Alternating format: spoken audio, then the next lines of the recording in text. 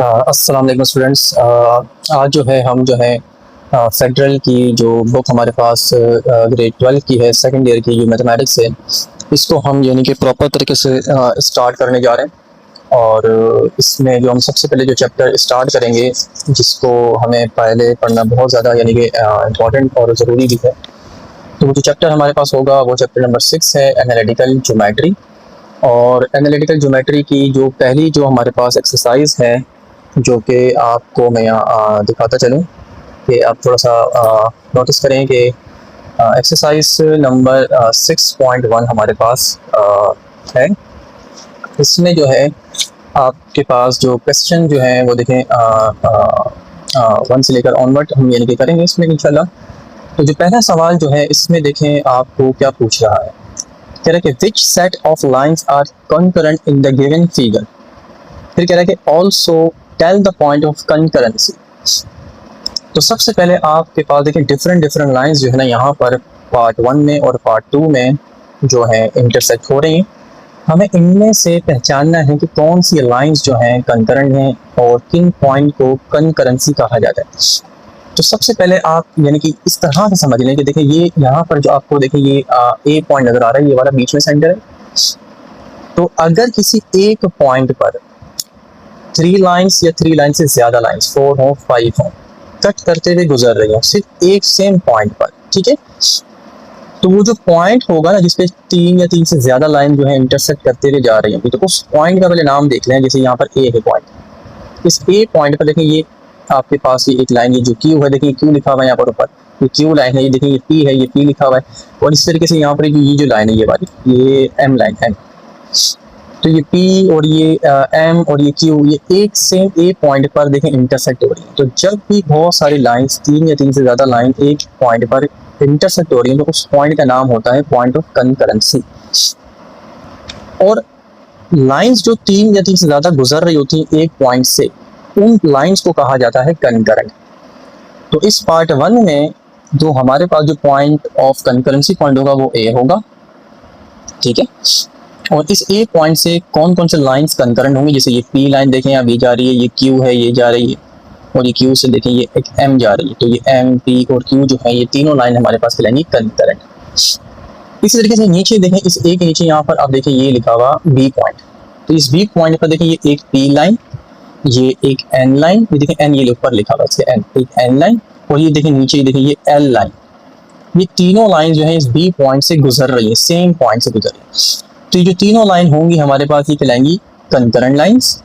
और point of concurrency क्या होगा, ये बी होगा इन तीनों लाइन का। अब आ जाए इस पार्ट 2 पर, आ जाए इस पार्ट 2 पे देखें आप 4 लाइंस देखें आपको इस ए पॉइंट, इस जो सेंटर में देखते हैं जगह, ये ए पॉइंट है, यानी कि बहुत सारी लाइंस इस ए पॉइंट से इंटरसेक्ट होते हुए जा रही हैं।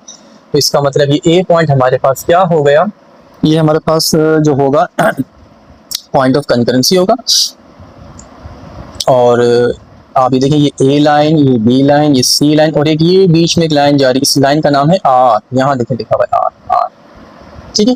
तो ये ए बी सी आर जो है ये 4 लाइन है, इन लाइंस को हम कहेंगे, चारों लाइनों को, ये हमारे पास कंकरेंट लाइंस हैं, और जो कि एक पॉइंट पर इंटरसेक्ट करते हुए जा रही हैं। और वो ए पॉइंट बेसिकली कराएगा पॉइंट ऑफ कंकरेंसी।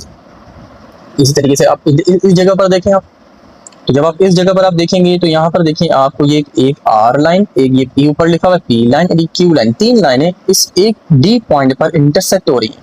तो ये जो डी पॉइंट पे इंटरसेक्ट हो रही है, तो डी पॉइंट तो हमारा पॉइंट ऑफ कंकरेंसी बन गया।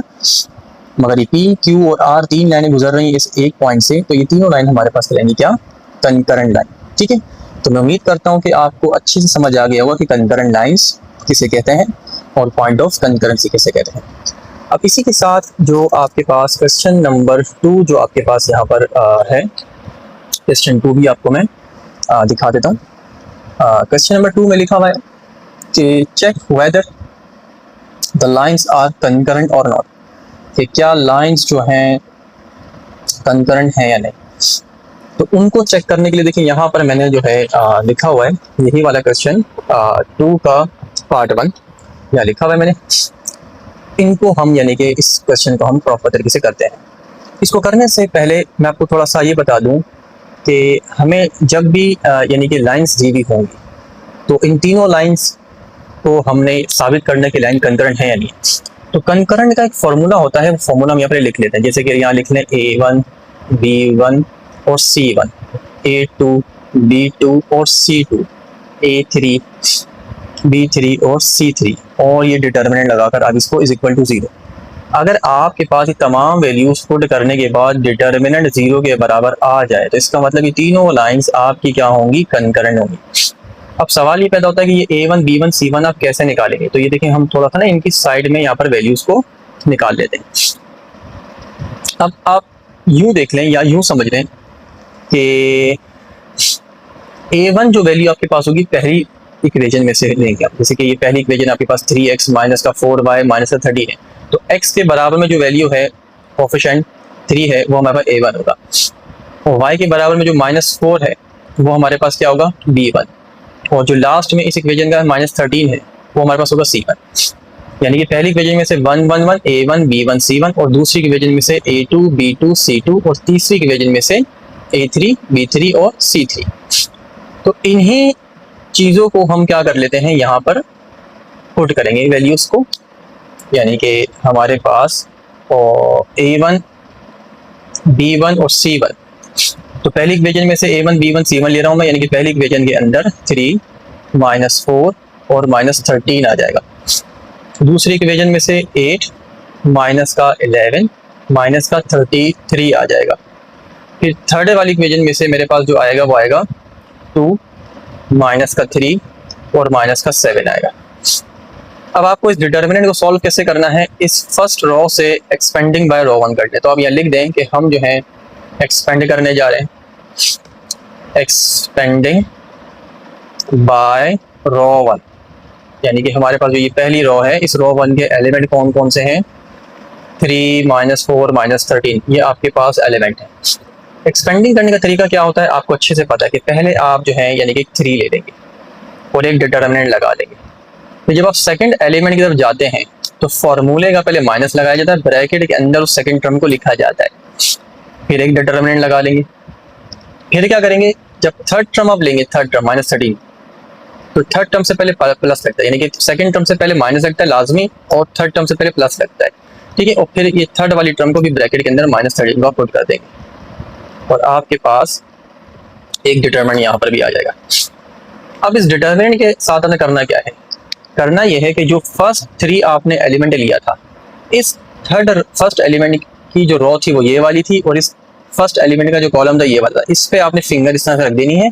बाकी आपको देखिए चारों एलिमेंट जो नीचे नजर आएंगे ना, ये चारों एलिमेंट ये आपने यहाँ पुट कर देना इस वाले डिटरमिनेंट में। -11 ये आपके पास आ जाएगा, माइनस का 11 माइनस का 33 माइनस का 3 माइनस का 7।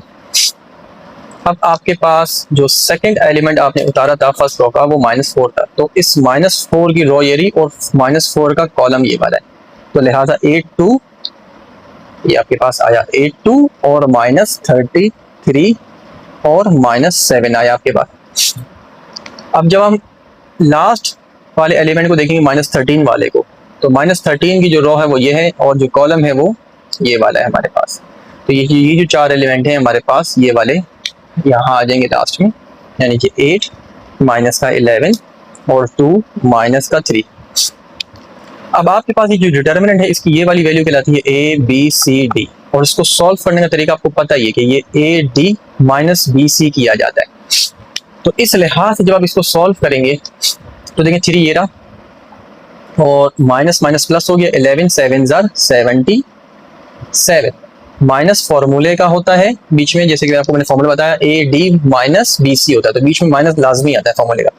अब जब आप BC को मल्टीप्लाई करेंगे तो माइनस माइनस प्लस हो जाएगा, और 3 को 33 से मल्टीप्लाई करेंगे तो 99 आ जाएगा, 99, ठीक है। तो माइनस फॉर्मूले का था और माइनस माइनस प्लस, ये तो प्लस माइनस माइनस ही आपके पास यहाँ पर आएगा, ये वाला माइनस माइनस प्लस हो जाएगा, और यहाँ पर देंगे प्लस माइनस माइनस 8 7 56 माइनस फॉर्मूले का, और एक ये वाला माइनस है तो ये प्लस बन जाएगा। 2 को 36 से मल्टीप्लाई करेंगे तो कितना 66 बन जाएगा। यहाँ देखें प्लस माइनस माइनस हो गया, ये 13 आपके पास आ गया, प्लस माइनस माइनस 8 3 24। माइनस फॉर्मूले का और एक माइनस ये रहा, तो ये प्लस बन जाएगा। 2 11 जार 22 इज इक्वल टू 0। अब आप यहाँ देखिए ब्रैकेट को सॉल्व कर लें। 77 को माइनस करेंगे जब आप 99 से, तो आपके पास माइनस का 22 बचेगा। ठीक है, माइनस का 22 बचेगा, प्लस 4 ये रहा, और 66 में जब 56 माइनस करेंगे तो आपके पास 10 बचेगा, और माइनस 13 आपके पास ये रहा। 24 में से आप 22 निकालेंगे तो माइनस का 2 आपके पास बचेगा। अब आप इसको सॉल्व कर लें मजीद। 3 को 22 से मल्टीप्लाई करेंगे तो माइनस का 66 प्लस 4 10 जार 40 माइनस माइनस प्लस 13 2 जार 26 इज इक्वल टू 0। फिर आप देखें ये माइनस का 66 40 प्लस 26 कितना बन जाएगा 66, और ये देखें माइनस प्लस करेंगे तो खत्म गई। 0 इज इक्वल टू आपके पास 0 आ गया। इसका मतलब क्या है कि ये लाइंस जो आपने पूरी सॉल्व की हैं कंकरेंट के फॉर्मूले से, ये 0 इज इक्वल टू 0 फॉर्मूले के अकॉर्डिंग आ रही है। इसका मतलब यहाँ पर ये है कि आपके पास ये जो लाइंस थी ये क्या है, कंकरेंट। यहाँ लिखेंगे क्या कि लाइंस आर कॉनकरेंट। ये हमारे पास इस तरह से ये हो जाएगा।